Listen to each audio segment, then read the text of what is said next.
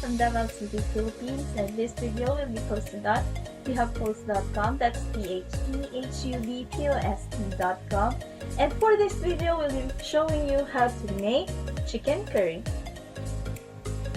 A typical chicken curry is a common delicacy from the Indian subcontinent. In Southeast Asian countries, including the Philippines, curry chicken is usually cooked in coconut milk and often contain potatoes, and there are dry and wet versions. For the complete ingredients and instructions, you may check out the description below.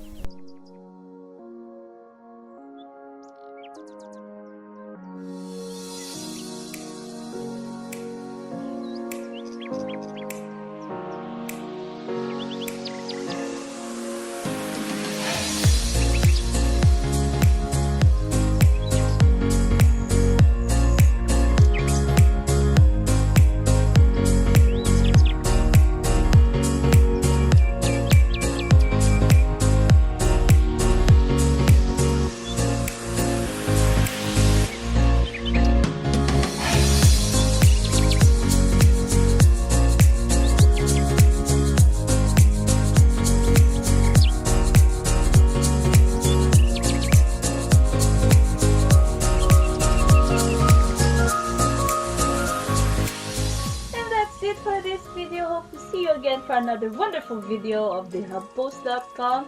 See you and enjoy! Bye!